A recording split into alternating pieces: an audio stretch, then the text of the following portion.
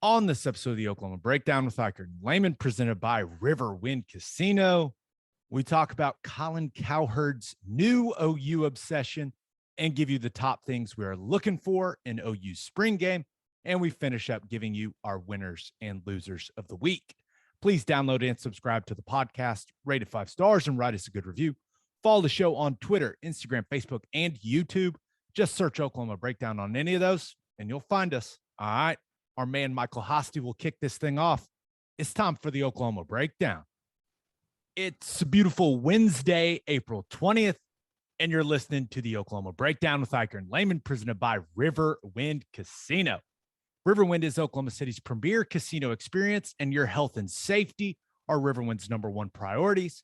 There are so many reasons why Riverwind is consistently voted OKC's #1 casino, but it all starts with their amazing variety of gaming thrills and excitement. Riverwind's beautiful award-winning environment plays host to more than 2,800 of the latest electronic games with a huge selection of table games, including blackjack, blackjack match, roulette, and Teddy's favorite, craps. No matter what your game, Riverwind has it in spades and hearts. And Riverwind will be featuring live music and local food trucks every month starting in May for the Beats and Bites Festival. Performers include the Randy Rogers Band and Scotty McCreery. If you need help finding your way, just visit riverwind.com. Riverwind Casino, simply the best. Now recording this Wednesday morning, please leave us a 5-star review and a nice comment. Ted, playing a road game. I'm in Charleston, South Carolina, and we are at the mercy of the Wi-Fi gods.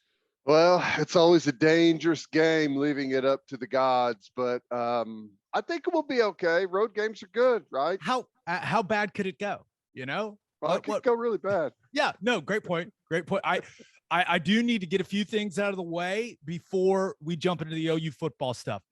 First, we did an interview with Delaren Turner-Yell. Yeah, the Miami Dolphins are not in the AFC South. That was my bad. I was thinking of the Jacksonville Jaguars got it. What makes it worse is I played in the AFC East. Well, I didn't really play. I stood and watched on the sideline in the AFC East and in the AFC South, you know, being on the roster for the Titans and the Bills. You would think I know who's in those divisions. Yeah. Hey, even Bishop McGinnis's finest get things mixed up every now and then.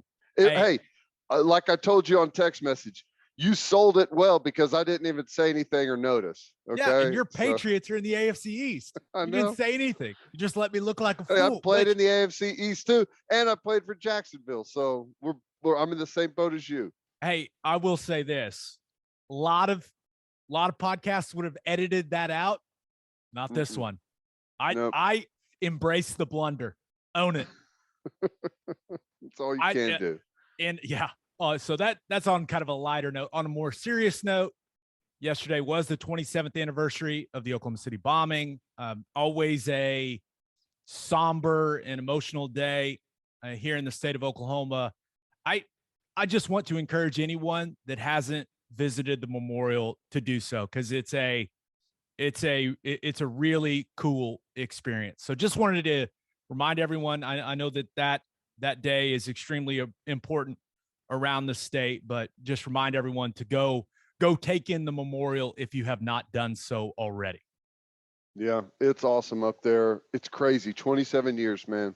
It's wild how that's flown by. Sometimes it obviously feels like it was that long ago, but other times, man, like whenever you think about it, brings back vivid memories of that day, right? That is my earliest memory. My earliest memories being at Villa Teresa when that bomb went off, and we were out on the playground. I was on the monkey bars. I fell off. Still remember it. Dang, yeah, you were close then. Yeah, we were blocks away. Yeah, we were pretty damn close. So it's that is. I know it's a tough day for a lot of people. So hope that anyone, and there's so many people affected by that day, but anyone that lost a loved one in that tragedy, hope they could, find peace on that day. It's got to be rough, even though it's been 27 years now. You're right, man. Can't believe it's been that long. Not an easy transition, but let's talk some OU football, shall we? Let's do it. And I've gone back and forth with this because we try to stay focused on this podcast. We try to, we try to bring the meat and potatoes, right? And kind of try to stay away from, some of the muck. But I'm taking the bait. I have to, because we got so many tweets about people wanting to hear your reaction specifically to this. So when we hear from listeners like that, when they let us know they want us to talk about something, guess what? We're going to talk about it.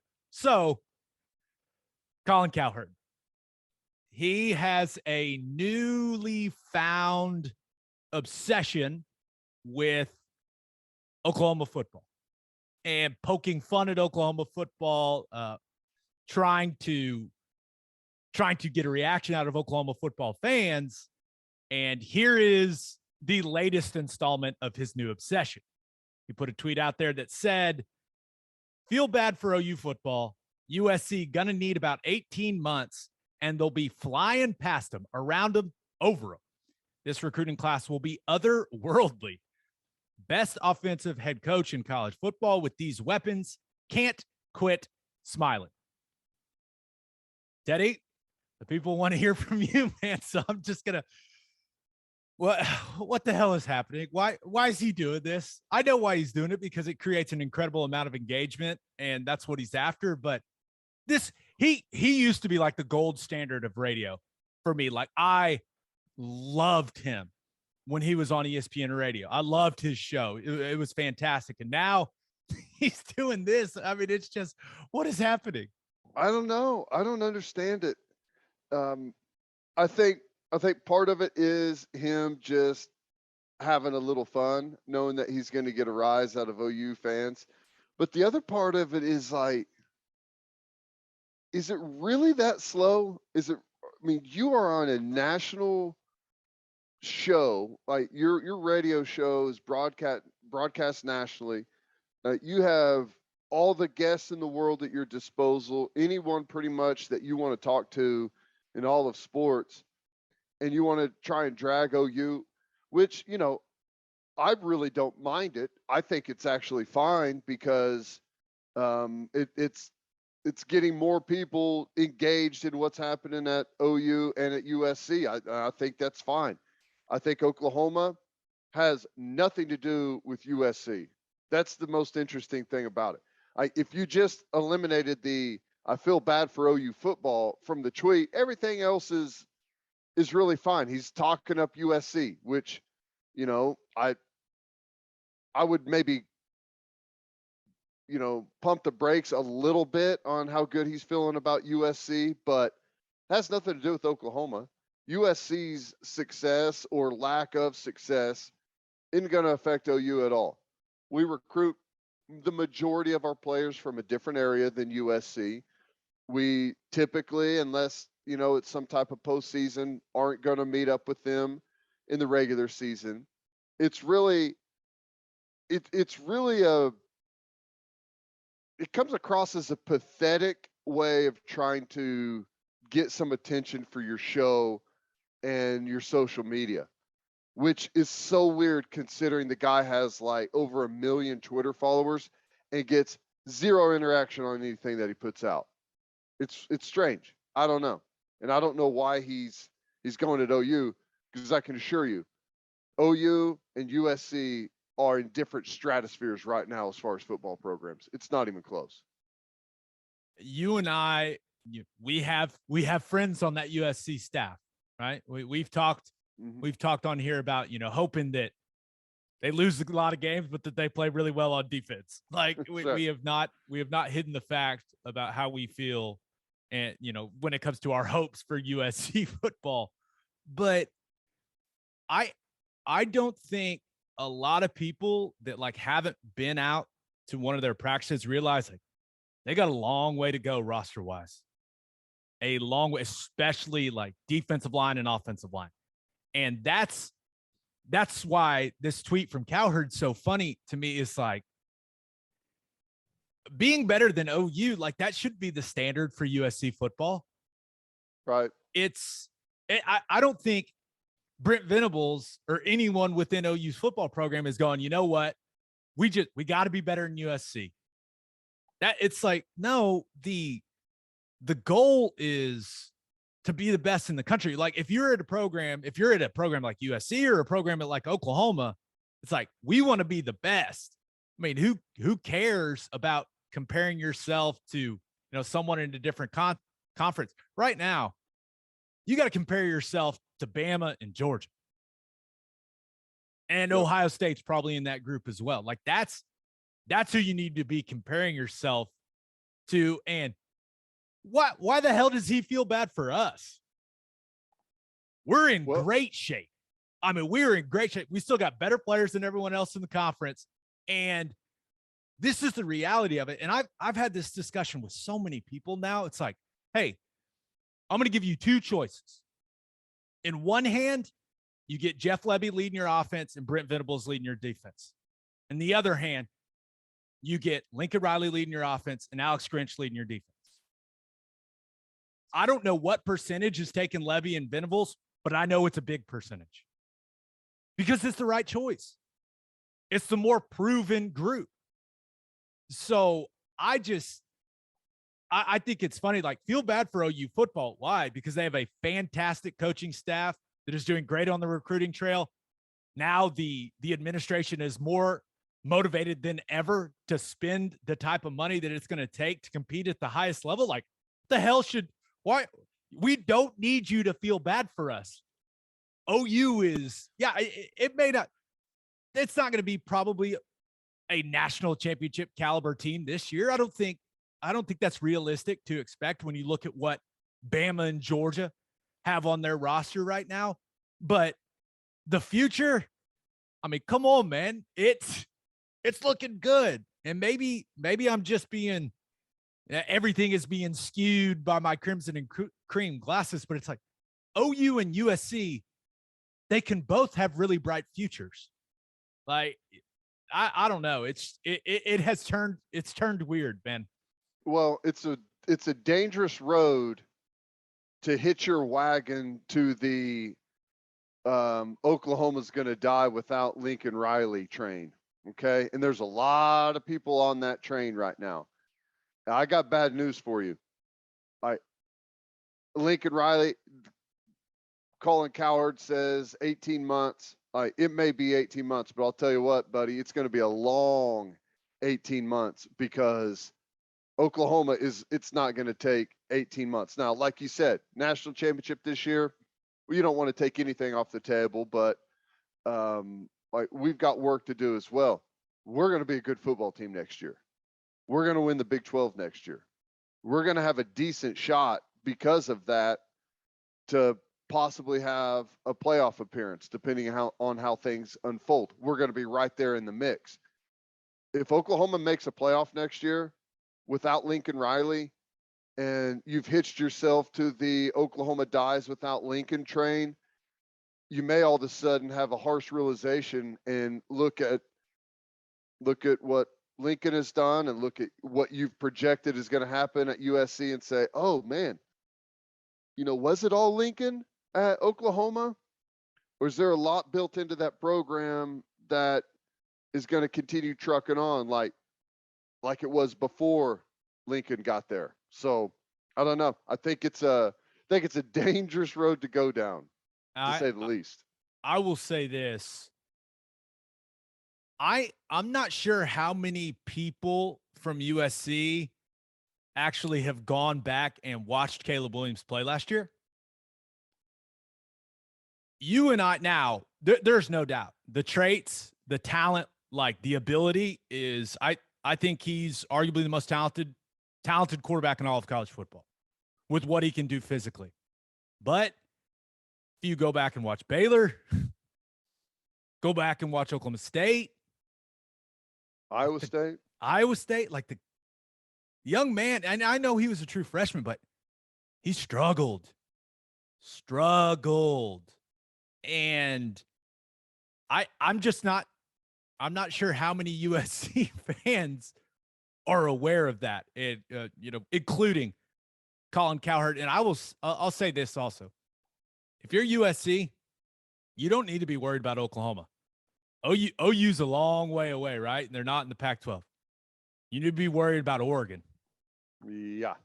Because they are hell-bent on winning a title soon because Phil Knight is getting up there in age. And Phil Knight, from some of the things I've been told, Phil Knight is like, do what you got to do. I got it. Like, I'll take care of the bill. Don't worry about it. Let's go win a title. And they're offering guys now they are not, but an associated collective. Now, of course, it would never be officially associated with the university. That's against the rules.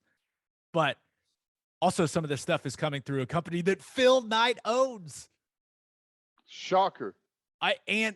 Which, hey, this is all above board now. I got no problem with it. But if you're USC, I'd be worried about the 4-year, 7-figure guaranteed NIL deals they're putting on the table for recruits. Or the fact that they're letting them design their own shoes. Or that they're doing their own NFTs for them and allowing them to put that stuff out on the marketplace and benefit from all of that. Like Dan Lanning and that staff that he assembled, they have been given the green light to do whatever it takes to assemble a national championship level roster in Eugene. And they are taking full advantage of that on the recruiting trail. Yeah. Well, and that's just the piece of it for me. The other piece is they've put together staff with championship pedigree, right? They've won championships. They know like the right way to piece it together culture-wise, like what you've got to have around the program. And they're doing a lot of the similar things that you've seen. Like almost all of it stems from one form or another from Nick Saban and how he operates and what he's done at Alabama. Anyone that's, the tentacles from that reach out. They reach out to Clemson, obviously, with what they did in winning titles. There was some mirror there. Georgia, obviously, with Kirby Smart. It reaches out there quite a bit, and because of that, it's going to be the same thing at Oregon. There's going to be similarities with what's going on at Oklahoma, right? Even Brian Kelly at LSU. So there's like that mentality, that mindset of how you've got to build it from within is kind of the ultimate goal there. Now, the NIL stuff on the periphery that you've got to be involved in, that's going to be a big part in the recruiting as well. But like the actual culture within the program, I always think is the most important thing. And I consider that to be Lincoln Riley's biggest weakness, right? And I consider that to be probably what's going to be Lanning out of Oregon's strength and Venable's strength. And, guys that have been from that tree that have championship pedigree. Yeah, no, I'm with you. Okay, enough about that. Let's talk some OU stuff. And wanted to start here. All kinds of guys are coming back for the spring game, right? I'm sure you've talked to former teammates that are coming back, Ted. I've talked to a lot of guys that are coming back. And I'll say this. Brent Venables and his staff have done a fantastic job reaching out to ex-players to come back for the spring game. They've been so much more thorough than what we've seen over the last several years when it comes to getting not only guys that, were stars and All-Americans, right? National award winners, but like guys that just the fans loved, guys that, were multi-year starters, but maybe they didn't make it in the NFL. Like they don't care. They want everyone back. They want recruits to feel that brotherhood. And clearly, Baker Mayfield being back is huge, right? For the statue unveiling. But you've got guys that haven't been around in a long time that are coming back. And you look at a guy like Tony Jefferson. I mean, when's the last time he's been back? Kenny Stills. I don't know that I've seen Tony Jefferson since the day he left. That's what I'm saying. Like, these are guys that have not been back in Norman in a long, long time for whatever reason, right? But you've got Obo coming back. Now, Jordan Evans is a guy that's been around, but you've also Creed Humphrey, Lane Johnson, like, some of the best at what they do in the National Football League. But then you've got, the social media staff for OU football giving graphics to guys like me and Rufus Alexander. It's like, we were really, really good college players, right? But didn't have some stellar pro career like Jason White, Heisman Trophy winner, but he didn't have a stellar career. He's putting out the graphic, right? Ryan Broyles. Now, he was just a monster of a college player, but injuries stopped him from being a great pro. But I saw Zach Sanchez, Dimitri Flowers, like Geno Lewis. It's like all these different guys are putting out these graphics. And I don't know, man, it makes me smile because I've always thought like that's how it's supposed to be, right? You put in so much time and effort and so much energy into playing college football at a program. And like, it's really refreshing for me to see all of these guys, not just the star players, not just the guys that have signed big, second contracts in the National Football League. It's cool. It's really cool for me to see this new staff embracing everybody, like the entire brotherhood of OU football. I don't know. It just feels a little different. And maybe it's because I'm one of those guys, right? And it makes me feel good. Like maybe that's it. But I don't know, man. I really like seeing what's going on. I do too. It's as a recruit that's going to be there, it'll be really something special to see. I don't know. There may be 100 former players that are roaming around on the sidelines, and to see guys of all ages hanging around in the facility, walking around, like it does show that, wow, you come here, it's going to be like, it's not just a 3 or 4 year deal. This is a lifelong commitment, a lifelong family, however you want to phrase that. So I think that's really cool. I think it helps a lot. And I think it says a lot that a lot of those guys are coming back. It's not easy. A lot of people have, not everyone is a millionaire hanging out in the off season right now. A lot of guys have families and jobs and stuff going on, and they're gonna be putting that to the side to come in and hang out for a couple of days or so and see the program, see the recruits, see the facility, see the fans.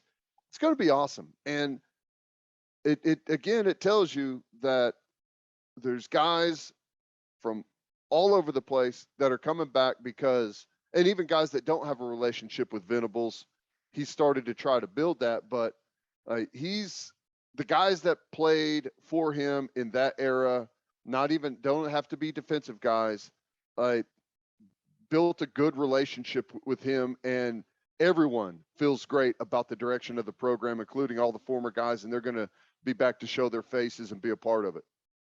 Everyone feels great about it, except for Colin Cowherd. We're doomed, he says. Dude, there's a long list of people, and I don't know how much of it is like they honestly believe it, or how much of it is they're just trying to drive attention and get clicks or whatever. But I heard that same stupid podcast, one of the guys on there said the same thing. Like, I don't know, Venables, I don't know if he's a great defensive coordinator, but he's never been a head coach before. So I don't know if he's the guy. And in the same breath said that Marcus Freeman at Notre Dame is going to do an outstanding job. And I'm like, how can you even do that? How does that even make sense in one statement to contradict yourself like that? It's amazing. I will say, I think you and I both agree that Marcus Freeman is a fantastic coach, and I expect him to do a great job at Notre Dame. I do too. But if you compare the resumes,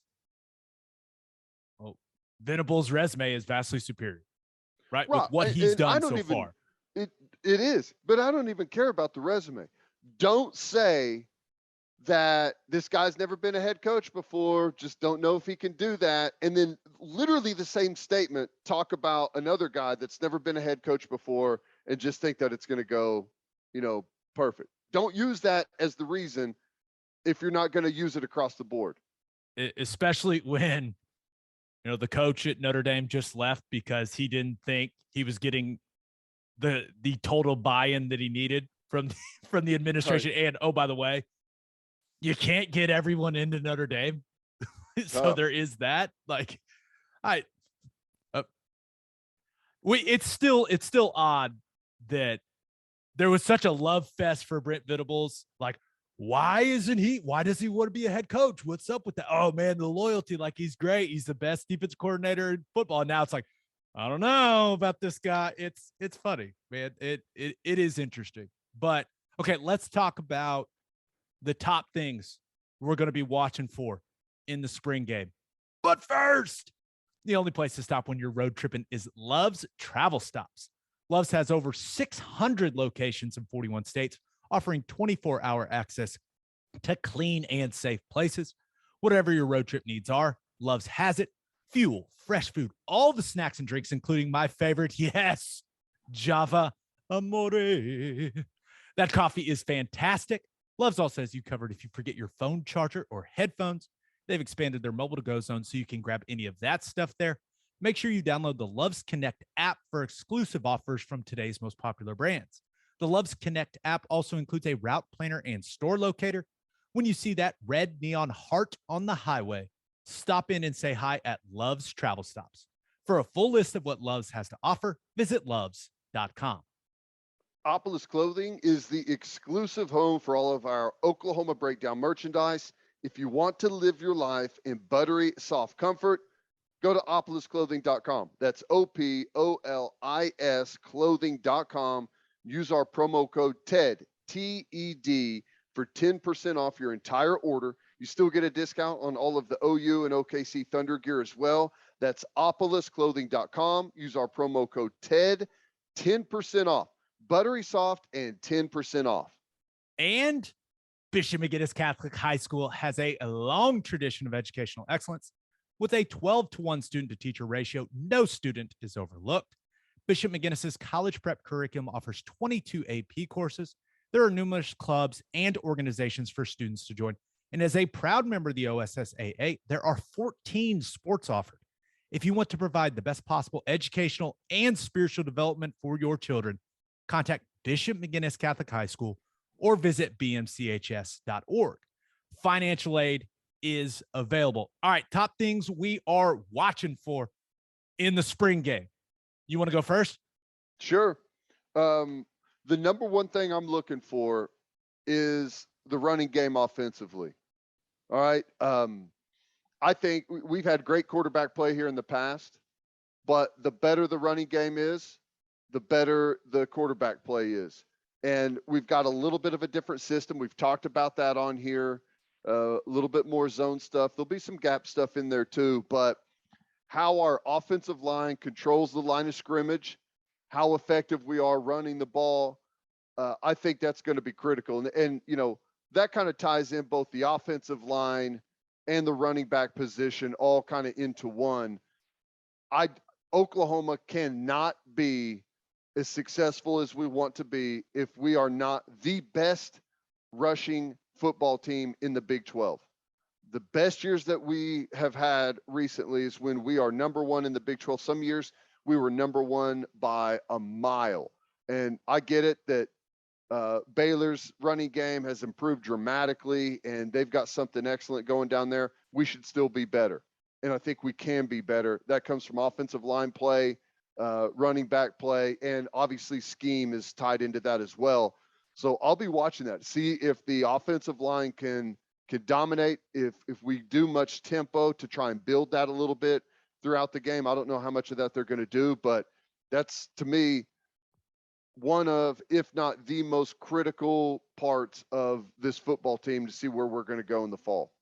See, you've got that big old brain because you say, oh, yeah, I'm going to have my eye on the running game. Like, so much goes into that. And it, like, hey, offensive line play. Are you winning at the point of attack? Running back, that you can talk about. Okay, vision, being good with your reads, making good cuts, protecting the football, ball security. Like, it just encompasses everything. I love it. It's like, oh yeah, I'll just be watching like the most, important things in football. And Well, I'm with you, because I do think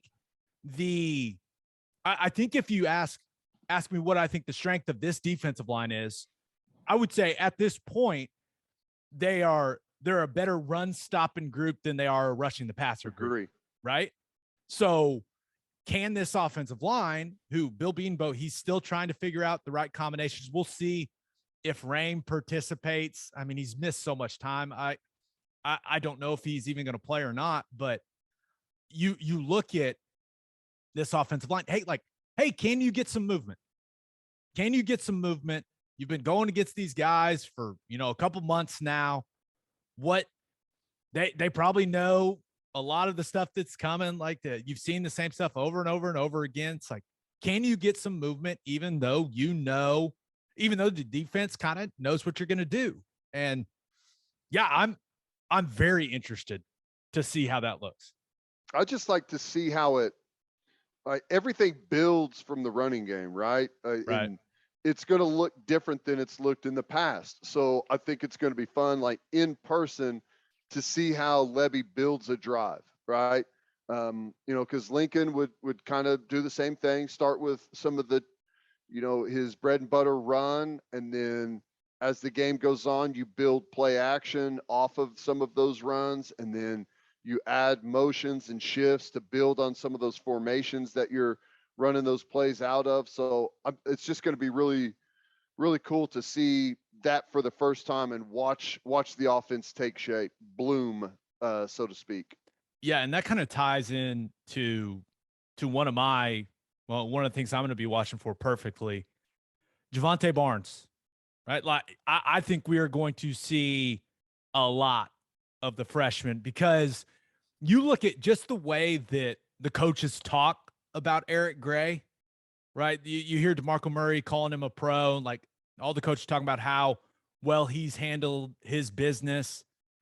I'm not entirely sure we're going to see a ton of him, right? Maybe a couple drives at the most, right? Yeah. I think they view Eric Gray as one of the most essential players on this football team.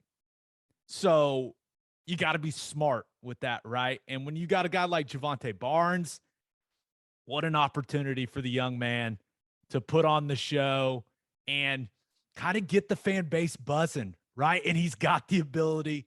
I mean, there's going to be some runs where he makes some people miss, and the whole crowd's going to go crazy. I can't wait, but he's been a good practice player. Of course, he's a freshman, making a lot of mistakes like freshmen do, but I'm excited to see how he kind of reacts to this stage, right? Because he could be one of those guys that gets out in front of this crowd and just turns it up a level. And that's kind of what I'm expecting. So, I'm really excited to watch Javonte Barnes. Yeah, I think he will turn it up a notch. The guys that are going to get most excited about being out in front of the crowd are the guys that have never played in that stadium with anyone in it, right? And he's going to be one of those. So the adrenaline's going to be flowing. It's going to feel like a real game for him. He's definitely, in my opinion, the top candidate coming out of the spring game that everyone's going to be like, wow, who is that dude? Especially because that number 2 looks great on a running back. Man, it looks good. I will say the Sooners number 2s between Barnes and Agwebu looking pretty good. That's about the best looking deuces you'll find. That's pretty solid. Okay, what else are you watching for? My second most important factor is and maybe we don't have our answer, but who's going to be our best pass rusher? I think that's going to be critical. Like you said, I think this defensive line as a group strength right now is stopping the run. Aside from maybe Redmond, who I still consider until I kind of see otherwise, I see Redmond as a almost a brute forced and power type of guy instead of just like a. I will say this about Redmond. Like, he's had some flashes where you and I, going back and watching the game, we're like, damn, look at that. But we do talk about him like he's some All-American, like kind of, almost Big 12 defensive lineman of the year type player. And he really hasn't been that because of the lack of consistency. Yep. So as talented as we think he is, like, we also got to be realistic. Like, he needs to take a step, maybe even a leap, right? He needs to start becoming the player we think he can be. And I don't know how much we'll learn in the spring game, right? But he needs to have those moments. Like, if he wants to be that player in the fall, like, let's go, man. Big stage, ton of fans are going to be there. Let's go. Turn it on and have some of those wow moments, but also be consistent, snap in and snap out when you're out there on the field. Yep. Consistency is going to be the key for him. Consistency and availability. Yeah, he spent way too much time standing on the sideline for injury. He's got to stay healthy. But, I don't know that we have what I would consider a true pass rusher. Like I was going to say with Redmond is like more of a kind of a brute force win with just athleticism, which there's nothing wrong with that. But as you play better and better competition, it's going to become more and more skill involved. You're not just going to be able to line up and bull over guys. You got to have some really good skill and technique. And I think it's kind of the same thing on the edge. We've got some big, physical, strong guys that have some good physical attributes, but is someone going to step up and turn into what I would consider an elite pass rusher that's got a broad range of skills and moves that they can throw down out there whenever they get a chance to pin their ears back? I know we've been very positive and, kind of just because we're excited about the Brent Venables era moving forward, but the pass rush, that it could be a problem, man. Mm-hmm. Right? I mean, you look at it, they lost their three best pass rushers from last year, and Isaiah Thomas, Nick Bonito, and Perrion Winfrey. They got to find some guys that can get after the passer, and not just in obvious passing situations. Like, you need guys that can win one-on-ones. So I'm with you, man. Who are those guys going to be? And is a guy going to show something on Saturday where we're like, okay, maybe Ethan Downs is that guy. Maybe Reggie Grimes can be that guy. Hell, maybe it ends up, being an interior guy. But yeah, that's a big concern for this football team. I'm with you. Okay, another one, and this is boring, but it's important. And I think it's something that fans can actually watch in the spring game and go, okay, this is significant, right? Because I think there's this narrative out there that, there's really nothing productive that comes out of these games. No, this is important. Backup quarterback. QB1 is not an issue, right? And I know BV said that Dylan Gabriel is going to do a little bit with both teams. I'm all for that. He is head and shoulders above the rest of the group right now when it comes to quarterback play. But who is QB2 going to be? Is it Ralph Rucker? Is Nick Evers the freshman? Like, is he going to step up? I kind of think that if they had to play a game right now, like if they were playing an actual game on Saturday, I think Micah Bowens would be the backup because of his ability to escape. And just he's a more experienced guy. Like, he's been in a couple systems now. He's done some good things throughout spring practice. I know we really didn't touch on him when we were breaking down the QBs a few episodes back, but he's a guy that showed some things. And I think if they had to play Saturday, Bowens would be the backup. But I want to see how Evers, Bowens, Rucker, Harris, like how these guys respond to this moment, because it's a whole lot different going out and playing quarterback when there are thousands and thousands of people in the stands watching you perform. It now getting yelled at by Jeff Lebby and Brent Venables, like, yeah, that's anxiety inducing. There's no doubt. But this, how this spring game has come together, and when it comes to the expectation of how many people are going to be there, like there's going to be, I would say at the very least, there's going to be like 55,000 people there. I hope there's 80. That'd be incredible. And I hope Mother Nature cooperates. Come on, Mother Nature, give us a break. But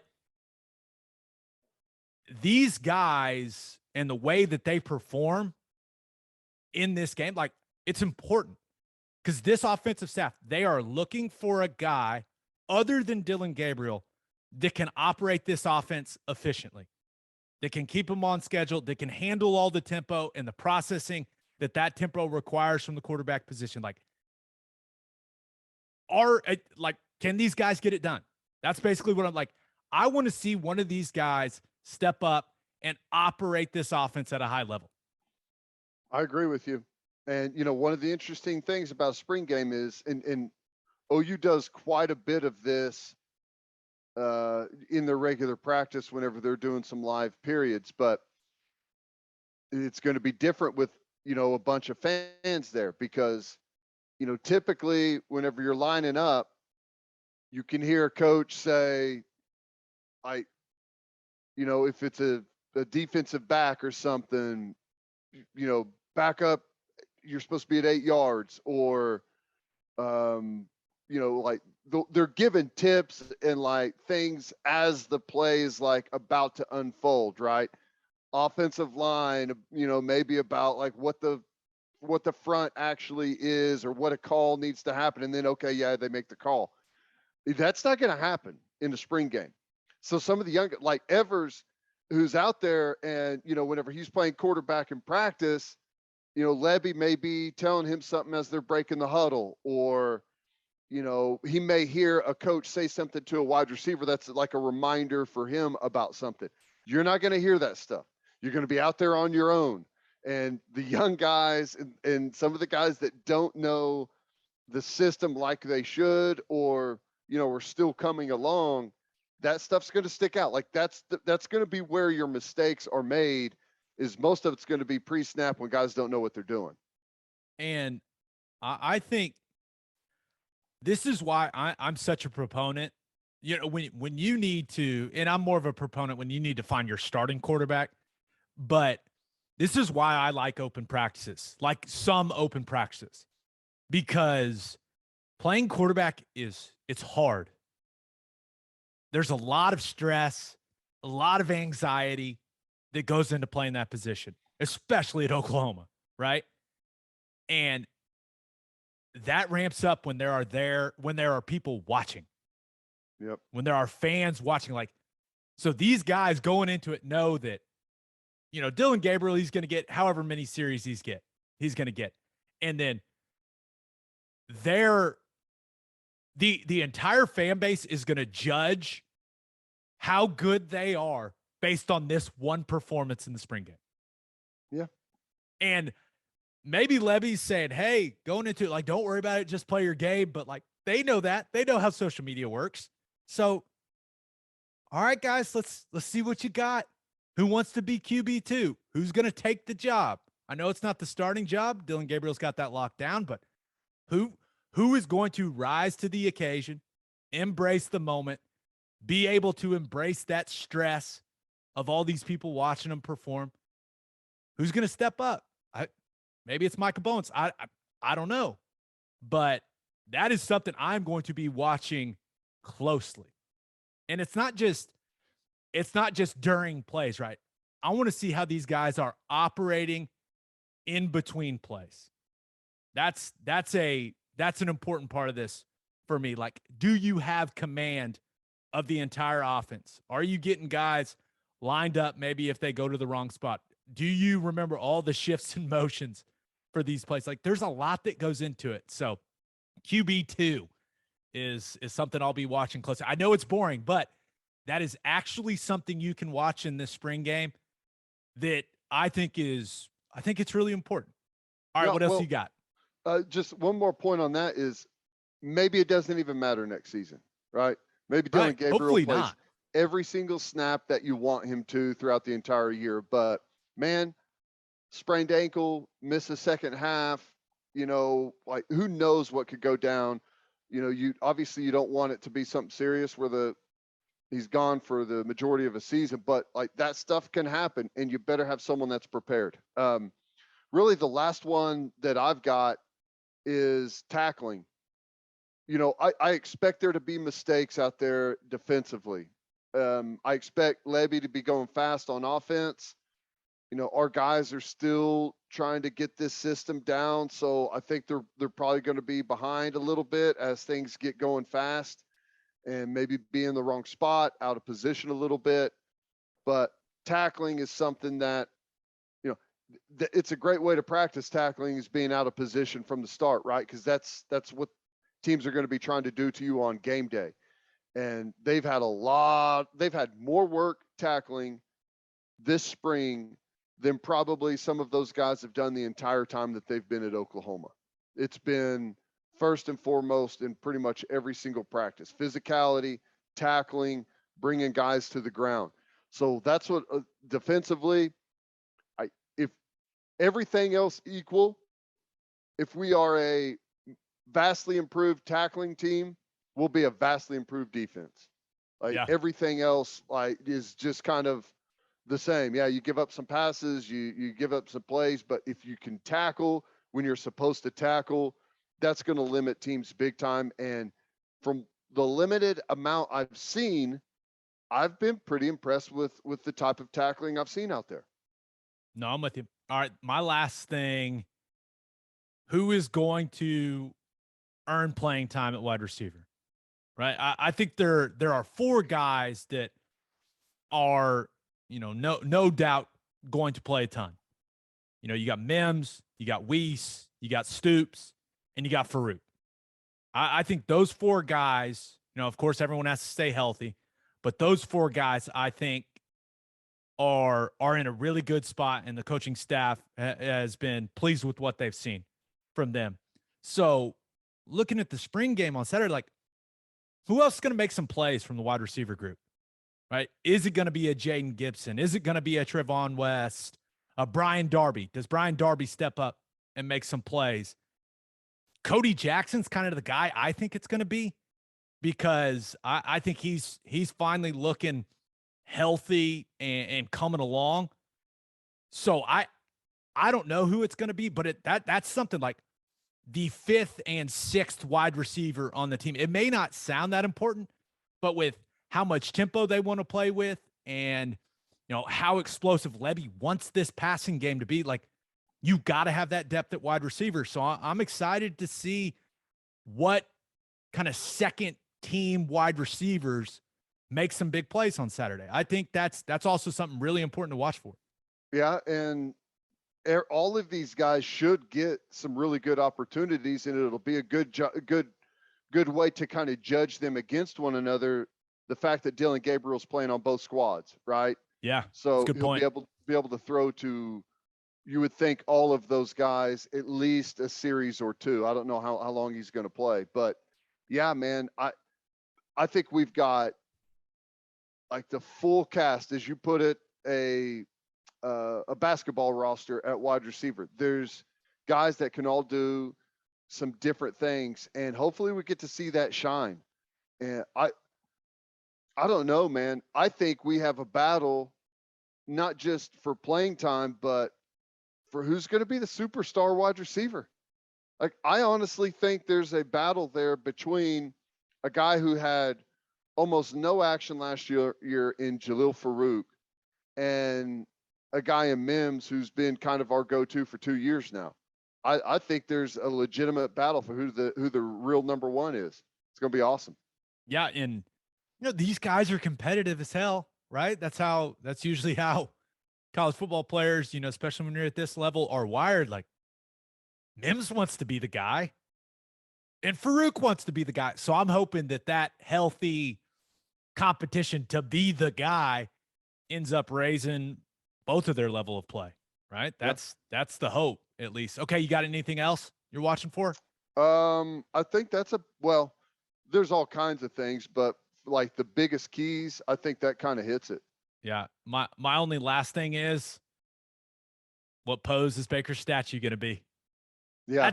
That's the last thing. Like when you talk about important things happening on Saturday, like that statue is going to be in Heisman Park for forever. So now I know we all wish it was the flag plant.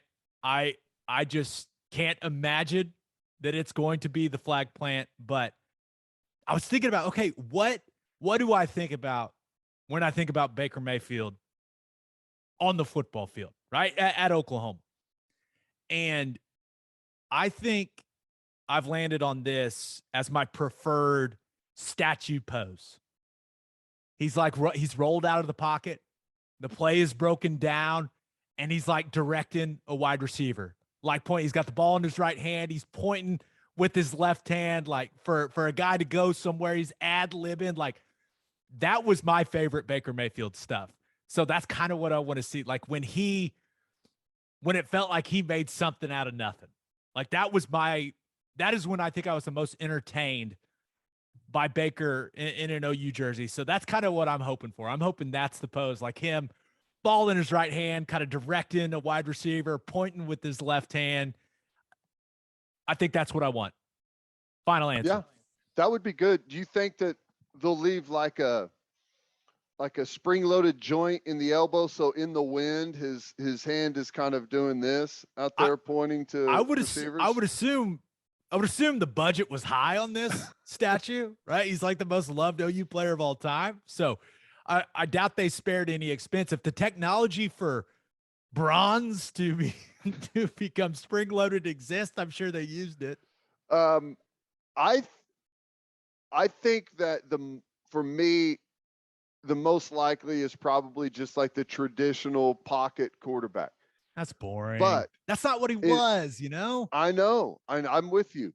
If I was like to put, other than that, you're asking me what I think it would be, he had the touchdown at Oklahoma State where he had like a true Heisman pose stiff arm on that run.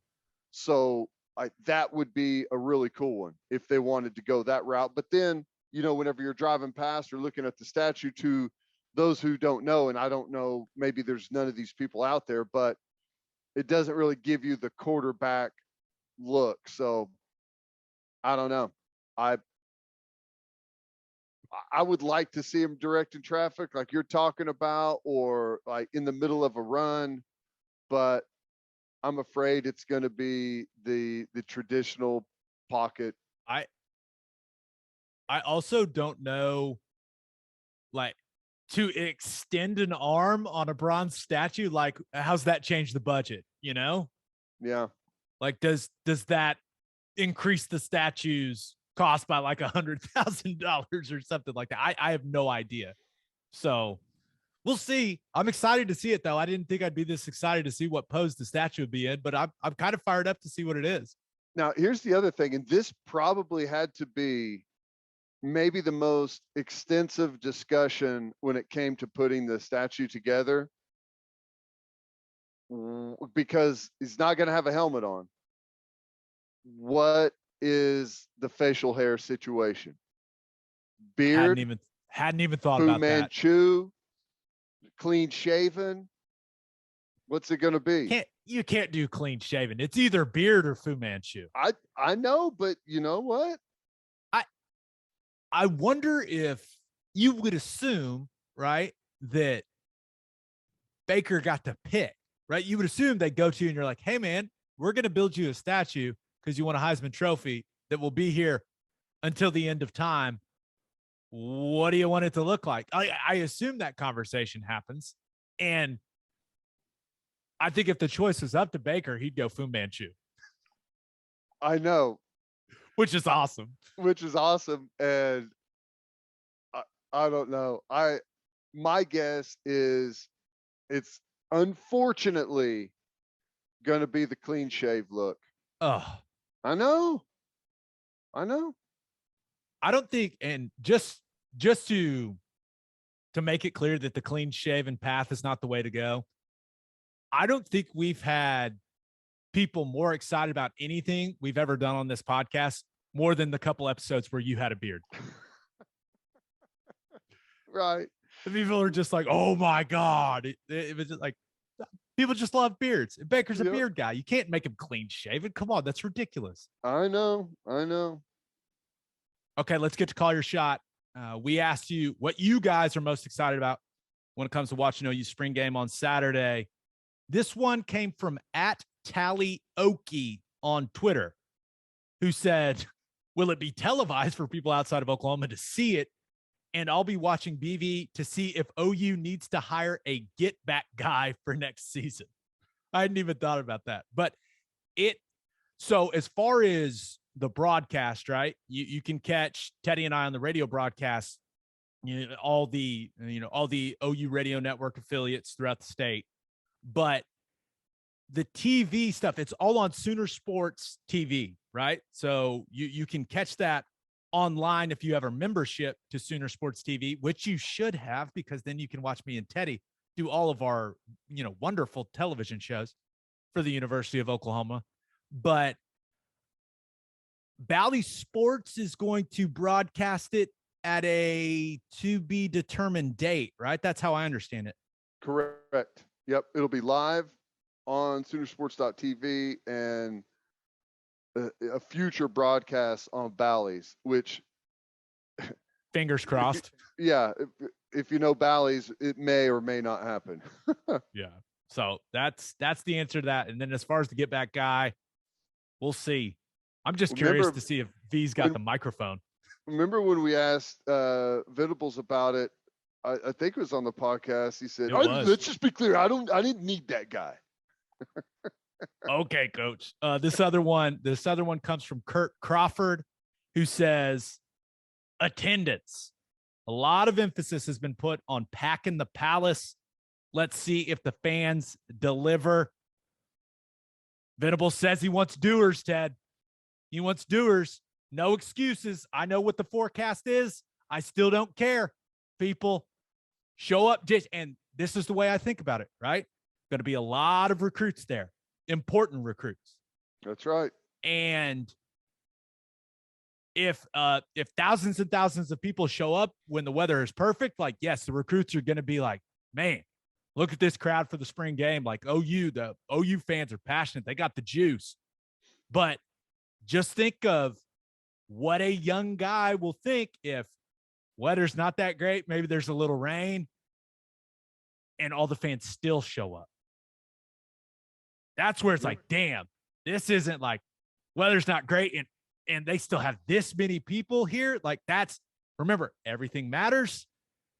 Just think of how a recruit would think about a massive crowd showing up even when the weather isn't great. Now it's going to be warm, but there is some rain in the forecast, but we'll see. Hopefully it holds off. But that's the way I'm thinking about it. Is like, if I was a recruit and the weather isn't perfect and still, 70,000 people show up or whatever, that would impress me. I know that. So that's the way I'm approaching this. I agree. Quick question. Let's assume the weather is nice. And let's say that the attendance is underwhelming. Does Coach Venables say something about it in the press conference afterwards? I think he will be passive aggressive about it. Like, hey, we appreciate all the fans that showed up. Great turnout. Could have been better. Wondering where the rest of Sooner Nation was. I think, he's not really a passive aggressive guy. He's kind of just full on aggressive and open about it. Yeah, I think he'll be like, if he's not satisfied with the number, I know you and I are going to say something on here. I know that. Like we've made that very well known that if the fan base doesn't show up the way that we think they should, like, you got to say something. Venables doesn't seem like a guy that wouldn't just fully embrace that. Now, maybe he's also thinking, hey, I don't want to put this soundbite out there for other programs to use against us, which is a good point. So now I'm flipping back. I think he'd be passive aggressive about it. I think he would. I still think that he would call it directly out, but I don't know. I think Just you're a right. hunch. I'm flopping back. I think you're right. Hopefully we don't have to worry about it, and we have an amazing crowd, because I know there's been we got the troll army on Twitter that goes after anyone and everyone that has anything to say about Oklahoma, which I absolutely love and I think is great. Okay, it's time to be about it. Show up to the game. Yeah. Okay. The last thing for Call Your Shot, we got a simple answer from Elliot Harp, who says what he will be watching is defensive secondary. Yeah. That's the only group we didn't do a position breakdown for, and there's a simple reason why. I counted wrong. That was it. We ran out of time to do it. But when you look at it, I'm with you, Elliot. I'm excited to see Billy Bowman at safety. I'm excited to see Key Lawrence now that he's got a home at safety. I'm very excited to watch a healthy Woody Washington, who, just from the way it sounds, could possibly be the best player on this defense, the most consistent player on this defense. I think the second corner and the nickel spot are interesting to keep an eye on. I will say this. In the little that I've seen, Kenai Walker is the guy that when I watch him and just look at him and look at the way he moves and look at the length and athleticism he's got, he's the one guy that I like. You walk out there and you're like, who's that guy? That's the guy. Mm-hmm. And if Jay Valai can develop him into kind of a technician at corner, like you talk about a guy that's got all of the raw materials. So I'm excited to watch him. He'll be wearing 26. But yeah, that second corner spot, the nickel spot, I think Broyles has a ton of respect. He's one of maybe the leader of the football team, along with Braden Willis. But yeah, the secondary is definitely something that we're going to have a close eye on, especially because it's complex back there in Brent Venable's defense. There's no doubt about it. So let's see how these guys communicate. And I'll mainly be watching that first group of guys. And Jaden Davis is also a guy that has, he's done some really good stuff in spring ball. Like they like what they've seen from him, especially from a technique standpoint. Him and Valai are really seeing eye to eye on a lot of things, and he's playing at a higher level. He's playing his best football, in my opinion, since he's been at Oklahoma. So I don't know. Yeah, the secondary is going to be fun to watch. There's no doubt. Yeah, I think Jay Valai as corner coach is maybe one of the more least talked about things out there that could perhaps have the biggest influence on the entire football team. He knows the position. He's an outstanding up and coming coach at the position.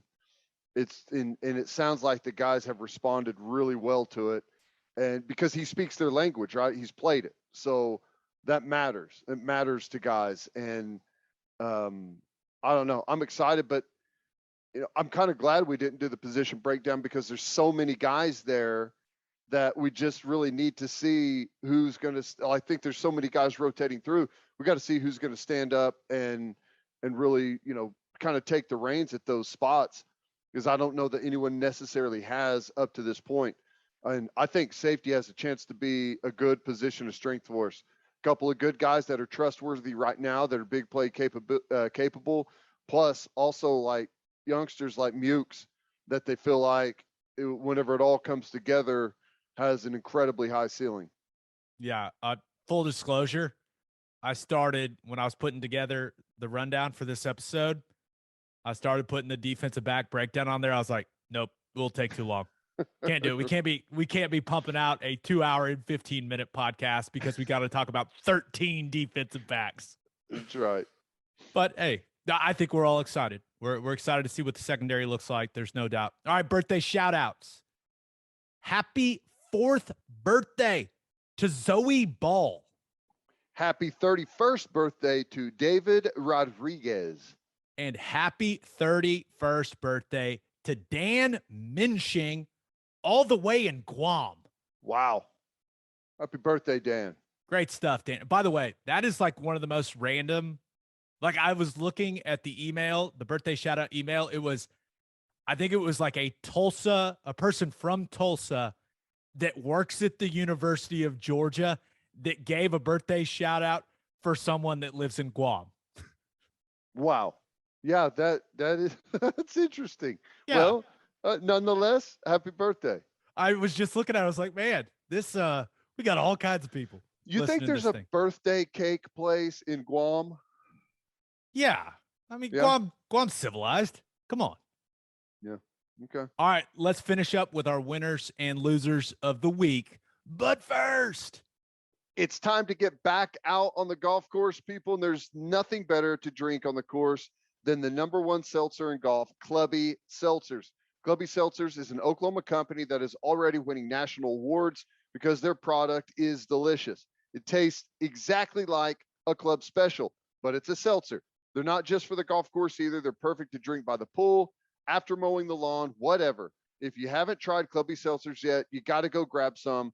You won't regret it. Clubby's first variety pack is coming in May. To find a place near you that has Clubbies, visit clubbyseltzers.com. That variety pack's coming soon. Can't wait. Very excited. Can't wait to test the product. That's right. And attention, business owners. Yeah, you need Insurica in your life. Insurica is one of the country's largest insurance brokers with 30 offices throughout Oklahoma, Texas, and the Southwest. Insurica is able to customize programs by accessing the latest information from many insurance carriers. They compare and contrast coverage offerings and pricing in order to design a cost-effective, comprehensive program to meet your business's specific needs. Insurica's clients become best-in-class businesses by working with Insurica's team of advisors to manage risk. Purchasing insurance is only one way to protect your business. Best-in-class businesses win by avoiding a loss in the first place. If your business partners with Insurica, you'll save huge amounts of money and take back control of your total cost of risk. I'm an Insurica client, and you should be too. If your business wants to be best in class, connect with Insurica at Insurica.com. That's INSURICA.com. And make sure you go to Ted's Tacos and Cantina. It is an awesome bar with fantastic food, and they just dropped their latest birria creation, the Wet Dia. This massive quesadilla is loaded with slow-cooked beef birria, cheese, onions, cilantro, and yes, spicy molcajete sauce, and comes with the side of beef consomme for dipping. I've had it. It's really damn good. Highly recommend it. Perfect. For like, if maybe you drink a little too much on Saturday for OU spring game, go get you the Wet Dia from Ted's Tacos and Cantina. I promise it'll help you out. They have locations in Uptown OKC, Ada, and Ardmore. Visit Ted'sTacoCantina.com for more information. As always, Ted, kick us off. Who do you have as your winner of the week? I'm gonna go with a little bit off the beaten path here and go with Brian Kelly at Louisiana State University. Read some stuff on Brian Kelly down there and what he's done. Whenever he first took that job, I said, "Oh my God, this is terrible. This does not fit his style. Does not seem like the type of coach that the LSU fans are going to rally behind." And at least what it sounds like right now, I could not have been more wrong. It sounds like everyone has bought in with what he's done down there. Now, everyone wants to get back to what Saban instilled at LSU in the early 2000s, right? He came in there, changed the program around. And since then, they've had some success, there's no doubt, but it's been a disorganized, undisciplined football team the majority of those years. And there's been years that they've, obviously done really well, and then they've had dramatic fall off afterwards. They want more consistency. And whenever you hear people around it, more discipline, the program is far more organized. the accountability that Brian Kelly's bringing to the locker room is just like Saban whenever he was here. That's what people are saying. Whenever he took over the job, LSU had 39 guys on scholarship. He's taken it from 39 to 70 already and expects to be at the 84 number by August. Like that's adding a ton of guys. And some of the players that are there that have been through the previous regime and kind of what went down are, like we've heard here, really embracing the organization, the details, the discipline, the focused atmosphere. So it sounds to me like Brian Kelly's got things on the right track. Now, does that mean it's going to turn into a really good season in year one? I doubt it. They've got a lot of holes to fill, but LSU, that place recruits and typically has good players showing up routinely. So sounds to me like Brian Kelly may have something there. I know that Brian Kelly isn't for everyone, right? Nick Saban isn't for everyone. That's right. But there's no denying the fact that guy has been a winner everywhere he's gone, right? Going back to what he did at Grand Valley State, right? Winning D2 national championships, and then Central Michigan, and then what he did at Cincinnati, and then becoming the all-time winningest coach at Notre Dame. Like, the guy, he may not win the press conference, but the guy can coach. Mm-hmm. And the guy can delegate as a CEO type head football coach. Like, LSU fans should be excited. Like, this guy he's one of the best coaches in college football. There's just no debating that. So the fact that he's come in there and established a little more discipline, made it a little more organized, right? He's also like, he's asked for a whole lot from that administration, and they're giving him everything he wants. So, yeah, I think LSU. Now, do I think LSU is going to win a national title or anything like that next year? Hell no, I don't. I think it's going to take them a while. But Brian Kelly is going to have access to talent that he has never had access to. And if he can get those guys, like, it's proven, he can put together good staffs. He can create winning culture. So I don't care if he says family weird. I don't care if he keeps doing those goofy dances for recruits. Like, it all comes down to wins and losses as LSU's head coach. And there was a reason, like, Brian Kelly knew what was going to happen when he left Notre Dame to take the LSU job. Like, right. He knew how that was going to affect his legacy at Notre Dame. But he said, I got it. I can do it. I'm going to go win a national championship there. So, yeah, it's interesting to see what he's going to be able to accomplish without the natural roadblocks that he had at Notre Dame, right? Right. So, yeah, it's going to be interesting. All right, who do you have as your loser of the week? I guess I've got to go with all of the baseball traditionalists out there, Gabe. They're under assault right now with some of the rule changes that have been going on. And now it looks like a pitch clock is coming. Minor League Baseball had it, and on average, 20 minutes a game were saved with the pitch clock. Major League Baseball looking to put in play the pitch clock in the 2023 season. Think about that. 20 minutes a game. Now you might think, 20 minutes a game, that's not that much.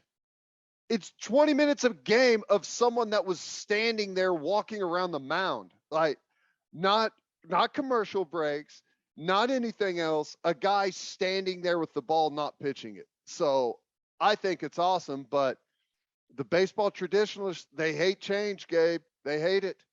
They do. There's no doubt they do. But, I mean, this is a necessary change, right? I read about this in Axios Sports this morning, and they said that entering Tuesday, Major League games were lasting an average of 3 hours and 10 minutes. And you look at, what they did in the minor leagues with the pitch clock, that the average game time was 2 hours and 39 minutes.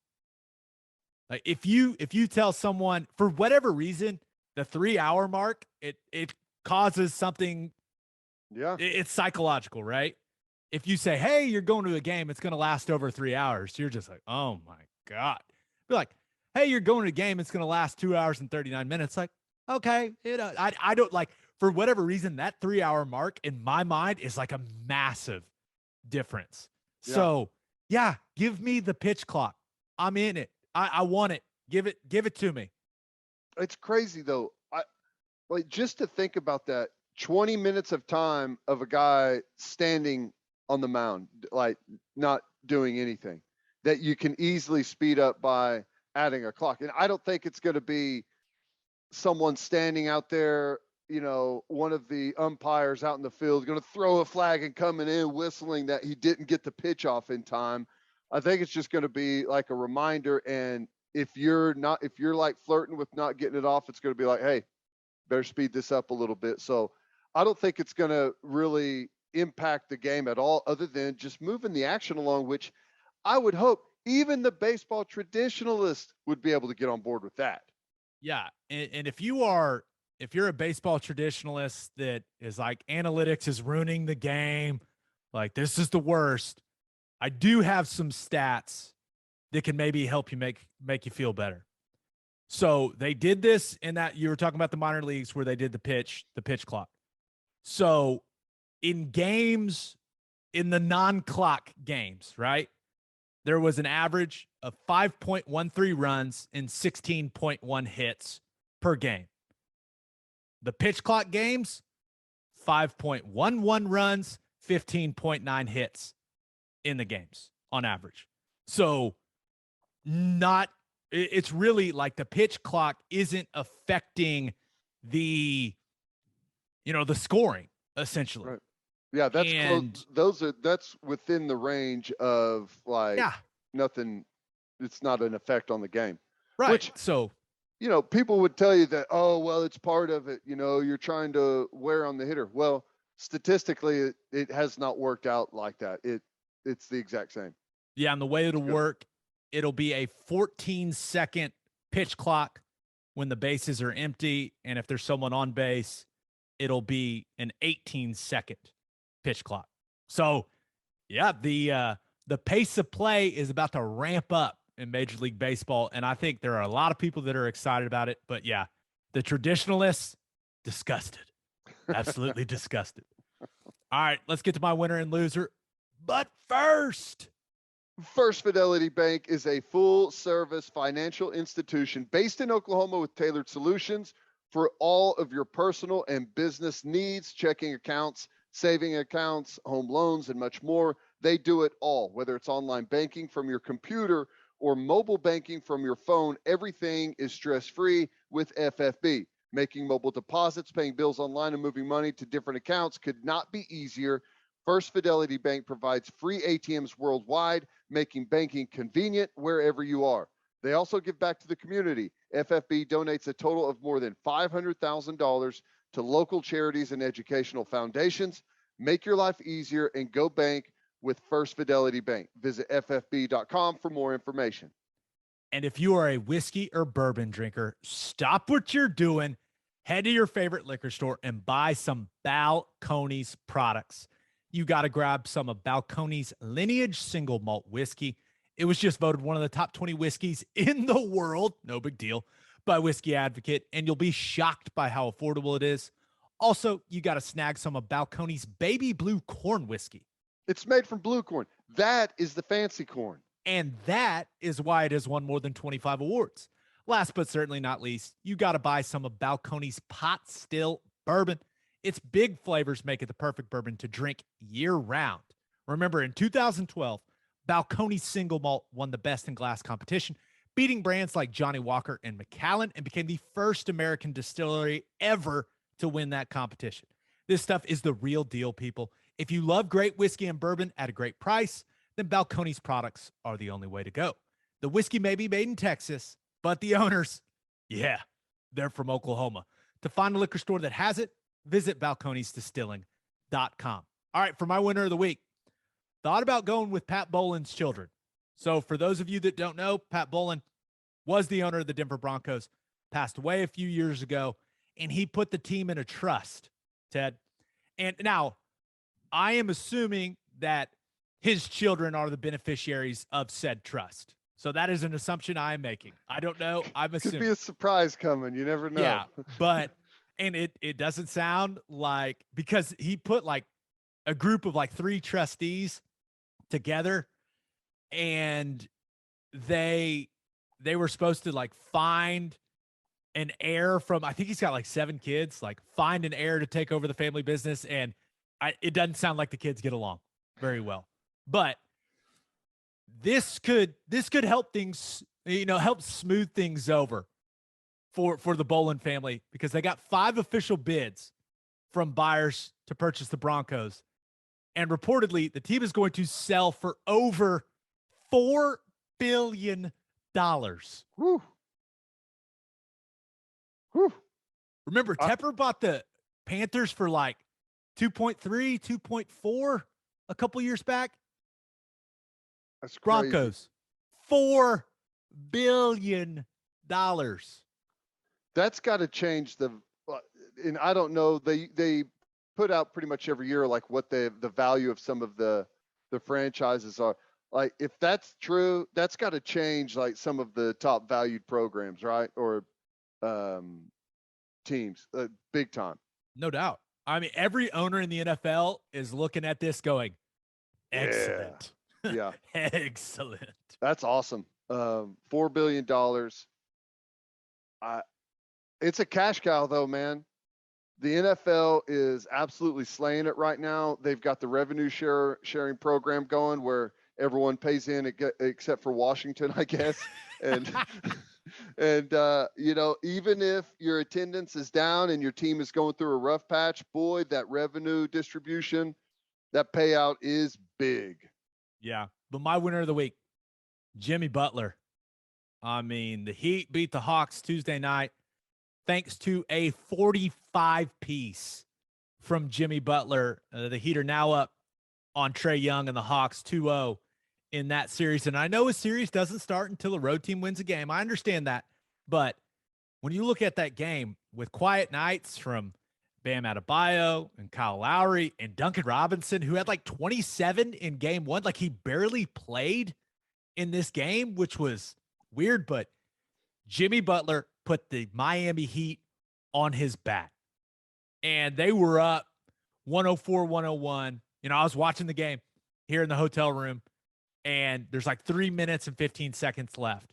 And it kind of felt like, hey, maybe the Heat are going to get this done. And Jimmy Butler, he just took over. I mean, he said, all right, boys, I got it. Don't worry. Had a dunk. Then he hit a really tough kind of fading to his right 3. Then had a Euro step, kind of like lefty layup. And all of a sudden you looked up and they were up 10 points and the game was over. And I know it's only the first round of the playoffs, right? And this is a team that went to the finals recently, 2 years ago in the bubble. Remember, they went to the NBA finals. But I love watching big time players take over late in NBA playoff games. Like, I'll be honest, I didn't think Jimmy Butler was like this type of guy, right? Like, he's a really great player, like great defender, just really good passer, just an incredible athlete. But like, for him to take over like that as a scorer in a game where some of his teammates just didn't have it, right? And if you watch the first half of this game, the amount of fouls there were, it was unbelievable. But he went and took the game, and it was really fun to watch. And it also reminded me, like, it was only a couple weeks ago where Eric Spoelstra is standing up like, do you really, like, do you want me to fight you? Like, really? It just seems like now that seems just so far away, because Jimmy Who Butler, was the center? I'm trying to remember who was the center. He won. Udonis Haslem, who was like 40-something years old. Haslem's like, I'm gonna beat your ass. I'm gonna beat your ass. He's going to use that old man strength on him. But yeah, I mean, you think about that. And then the way the Heat look right now, I don't think they're coming out of the East or anything like that, but I didn't know Jimmy Butler had this in him. Like, yeah, that was fun to watch. Jimmy Butler's one of the guys that you watch, and he kind of wears it on his sleeve that how he feels, that he cares. He wants to win. He enjoys the fight. He enjoys the grind. I think a lot of guys, they put off the vibe, even if it's not how they feel. They put off the vibe of, this isn't big enough for me to act like it's ever got my full attention. You know what I'm saying? It's almost like my mind is somewhere else. This is just kind of, I'm out here. He is like in it, and he cares about it, and he shows it. He's fun to watch, man. He's anytime you have a guy that kind of wears his emotions, they can be fun to watch. They can also be maddening to watch at times if you're against them, but if they're on your team, it is really enjoyable. Yeah, and he hit 4 threes. He doesn't hit threes. Like, he just, I mean, someone needed to take that game over for the Heat, and he went, I got it. Now, he really started as like a bulldog defensively, right? It's kind of how he got his feet under him in his career. Yeah, still that story of him like forcing his way out. Oh my gosh, he's just like openly challenging everyone in practice. Like that's I love that story. But I did see this from Tyler Fulgham on Twitter. The Atlanta Hawks, and this is impossible to believe, but so I went and checked it, and yeah, it's true. They are now 0-41 against the spread in losses this season. They are 0-22 this season as an underdog. Simply a remarkable random stat. Isn't that insane? Strange that you didn't hit a last second three in a game where you're down as an underdog to cover, or that's against crazy. The spread in losses. Unreal. That is crazy. Wow. Yeah. All right. For my loser of the week, thought about going with the Phoenix Suns, man. Devin Booker, he drops 31 points in the first half of game 2 against the Pelicans. He daps up a baby after hitting an incredible fadeaway. And I'm like, that's like one of the coolest things I've ever seen. And honestly, I was jealous. My wife looked at me and was like, this is why I wanted to take Cam to a game this year. And I was like, I know, I get it. Yep. That totally would have happened, honey. But, and it feels unfair, right? Because Booker puts on that show for all of us to watch in the first half. The crowd's going crazy. The Suns are in control of the game. And he daps up the baby. Like, you would think, man, the basketball gods, like, they got to reward this guy. And then he gets hurt on a hustle play trying to run back and like contest a shot and hurts the hammy. And the look on his face, that is where I was like, he knows something's wrong. Like, and just his demeanor on the bench, like, I had pretty much sharpied the Phoenix Suns into the NBA Finals if they were to stay healthy. This is the last guy they could lose. And now all of a sudden you look at the Pelicans series and you're like, if Booker's got to miss the rest of the series, watch out now. Brandon Ingram, man. Yeah. He got the Thunder that better draft pick, and he dropped 38, 39 in game 2. So watch out now.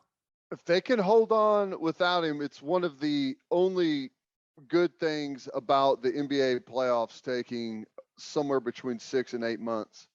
Is that he should be able to have plenty of time for a full hamstring. He could have hamstring surgery and be able to come back and still catch the conference finals. I will say they played some games without him this year, and they were just fine without Devin Booker. I think the Suns without Booker are still a better team than the Pelicans, but all of a sudden what looked like was going to be, 4, maybe at most a 5-game series is now looking like maybe 6 or 7. And with how old Chris Paul is, like, those extra games, like, those are important. Those take a toll on a guy that's getting up there in age like CP3 is. So I don't know, man, but that was such a bummer. He dapped up a baby and then got hurt.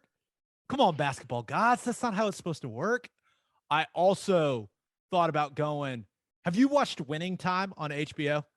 I've seen just a couple of like small portions of an episode or two. I haven't really sunk my teeth into it. I want to though. Just the small portions that I saw looked really good. It's great. It's extremely entertaining. But Jerry West hates it. The logo is not happy.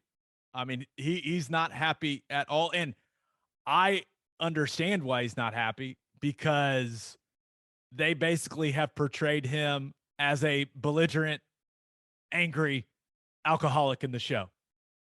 What's the big deal with that? What's the problem? And remember, this is one of the most respected players and executives in the history of the NBA.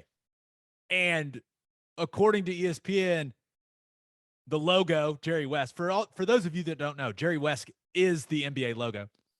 His legal team sent HBO and Winning Time a letter asking for a retraction and an apology. They also, I believe, are going to seek some compensation for damages. And the show is based off a book. And I guess there's just a bunch of, I haven't read the book, so I can't really speak on it. I just kind of repeating what I read, but I guess there's a bunch of stuff in the show that didn't happen and certainly is not in the book that the show is based off. So yeah, I think HBO is going to have to, they're going to have to pay Jerry West a little bit, because he's big mad, Ted, big mad. Yeah. Hey, I understand that you want to liven things up for television a little bit. I think that's probably a pretty normal thing to do, but you know, you got to think about the person that you're trying to liven up for the story a little bit here, or in this case, not liven up, but turn into a bad person or something. Like, that's a guy that's like drinking in his office and at practice. Yeah, that's a pretty important guy. I think that decision at HBO was probably not made by sports people. Yeah, and there's a bunch of former players and like guys that were in the front office with Jerry West for that run with the Lakers that are like sending letters. This one guy named Kareem Abdul-Jabbar. It's like they're all be like, "What? None of this happened. Like, why'd you do this?" So, kind of a sticky situation. I will say this: very entertaining show, though. But my loser of the week, the San Francisco 49ers. Because they've got a Deebo Samuel problem, apparently. Now, remember, Deebo Samuel was the second-round pick, right? So you don't have the fifth-year option for second-rounders. That's only first-rounders in the NFL draft. Now, clearly, you redo that draft, Deebo Samuel should have been one of the top picks. Like, that's hindsight. But he's heading into the last year of his rookie deal, and he's seeing all these receivers get just ridiculous money, right? Devontae Adams with the Raiders, Tyreek Hill with the Dolphins. Hell, even Christian Kirk, right? He got paid, and maybe that's what pushed Deebo Samuel over the edge. But the price for top wide receivers in the NFL it's just skyrocketed. And there's no doubt Deebo Samuel is one of those guys. He's arguably the most explosive player in the NFL. Right? With this size, speed, the versatility, like you would assume, hey, the price is the price for a guy like that. Well, Adam Schefter reported that Deebo Samuel has put a halt to everything for now when it comes to contract negotiations with the 49ers. And then there's some other reports out there that he just wants to move on from San Francisco. So he isn't showing up to the offseason program. He took all the 49ers stuff off his social media pages, which I think it's been established now. That means something in today's NFL. I don't know if this ends up all getting worked out, and it ends up not being that big of a deal. But you look at this is a guy that had over 300 yards rushing last year, had over 1,400 yards receiving last year, scored 14 total touchdowns. I mean, maybe the most versatile offensive piece in the National Football League. You can't lose a guy like this if you're San Francisco. What is happening? What went wrong? Money. That's it. He feels disrespected, I'm guessing, by whatever contract extension conversation they've had or haven't had, maybe. Yeah, dude, it's the numbers being thrown at wide receivers are crazy. And he's really one of a kind in the NFL. Like he's physically strong and fast and just like a dominating type of presence physically. Like you don't typically see that at wide receiver. And you mentioned they'll give him the ball out of the backfield, and he had 8 rushing touchdowns last year. Yeah, and almost all of them were just like wow type of runs. And the offensive coordinator's gone. Maybe that has something to do with it. Like he doesn't feel like he's going to be used the same way or properly. I don't know, but my guess is in the end, the 49ers are going to break out the checkbook. You really got no other option, right? Right. I've got a couple of, they're not really conspiracy theories, but I've got 2 things that kind of popped into my head. Number 1, he saw Devontae Adams and Tyreek Hill's deals, right? Mm-hmm. What do those 2 organizations have in common? There is no state income tax in Florida, and there's no state income tax in Nevada. And so maybe he saw a chart of like actual take-home pay, and he was like, dude, I got to get out of California. I got to get out of here. California has like the highest state income tax in the country, doesn't it? It's one insane. Of the highest. They have the millionaire tax there as well. And I'm sure, like, I don't know what the San Francisco area is like, but some places add like municipality taxes as well. And if that's the case, I can't blame him. You want to keep right off of the top 10% more of your money when you're talking about $80, $100 million, that's substantial. Right. So maybe he saw that and he was like, yeah, I think I'm going to force my way out of here. It can't get worse. Which, hey, maybe I know some people don't like to think that it's all about money for NFL guys, but like that's some serious cash that he's just going to be cutting a check to the government for instead of keeping. So yeah, that is a factor. And then the second thing, Jimmy G had the offseason surgery. I think it's pretty clear that, the 49ers intend to move him this offseason. I wonder if this is Deebo Samuel going, hey man, Trey Lance sucks. I can't do it. Like I can't do this. That may be an unfair assumption, but when I saw this, that was one of the things I was like, man, what does this say about Trey Lance? Like, right. I don't know. Cause if you're a star wide receiver like Deebo Samuel is, and that he is, you mentioned it, like he may be my, like on Sunday when I'm watching Red Zone, like I want to see every Deebo Samuel snap.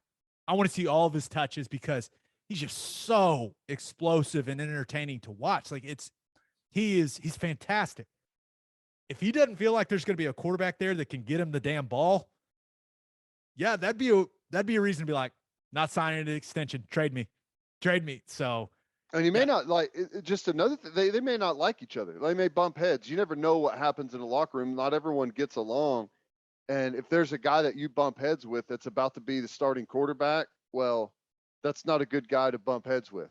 And you can go keep 10% of your money more somewhere else. Yeah, let's do that. Yeah, but not great. Shanahan's got to be so pissed. Yeah, they had it rolling, and things are changing for the 49ers. Yep. On that note, episode 207 in the books. We'll have a new podcast that'll drop Monday morning. We'll recap. That's well, I guess depending on how the spring game goes, that could be we're not the proper word. The spring game. We it's could possible though. we could recap it, but we'll see. Just a reminder, you can hear Teddy from 3 to 6 on 94.7 The Ref. You can hear me from 3 to 5 on Sirius XM Big 12 Radio, channel 375. Hope you all have a great rest of your week. Have a fantastic weekend. Enjoy the Oklahoma spring game. You better be there, people. Get there, no matter what it takes. We appreciate y'all for listening, and do what you always do, Oklahoma. Take care of each other.